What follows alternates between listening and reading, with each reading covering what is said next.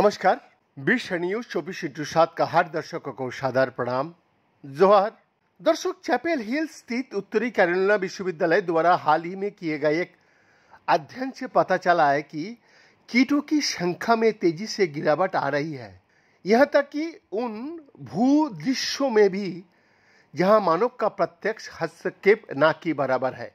ये प्रवृत्ति उन पारिस्थितिक तंत्रों की स्थिरता के लिए गंभीर चिंताएं पैदा करती है जो आवश्यक कार्यों के लिए कीटों पर निर्भर होता है। यूएनसी चैपल हिल में जीव विज्ञान के एसोसिएट प्रोफेसर कीथ सैकमैन ने 2004 से 2024 का बीच कोलोराडो के एक उप अल्पाइन घास के मैदान में 15 क्षेत्रीय मौसमों में उड़ने वाली कीड़ों की आबादी पर नजर रखी। इस साइट ने 38 वर्षों का मौसम के रिकॉर्ड उपलब्ध कराया और इस पर मानवीय प्रभाव न्यूनतम रहा।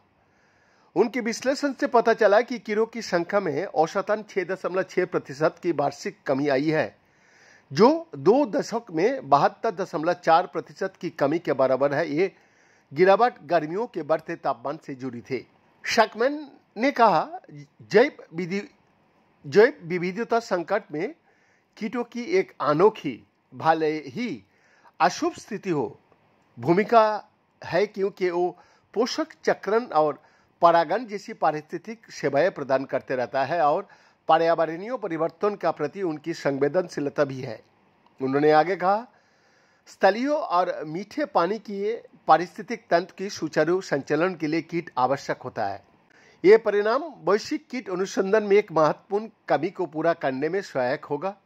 हालांकि कीटों की गिरावट पर कई अध्ययन मानव द्वारा भारी रूप से बदले गए पारिस्थितिक तंत्र पर जोर यही देता है, लेकिन बहुत कम अध्ययनों ने बड़े पैमाने पर अछूते वातावरण में आबादी पर ध्यान केंद्रित किया है। यह अध्ययन दर्शाता है कि ऐसे क्षेत्र में अभी भी तीव्र गिरावट हो सकती है, जो जलवायु परिवर्तन को एक संभावित प्रेरक कारक के रूप में इंगित करता है।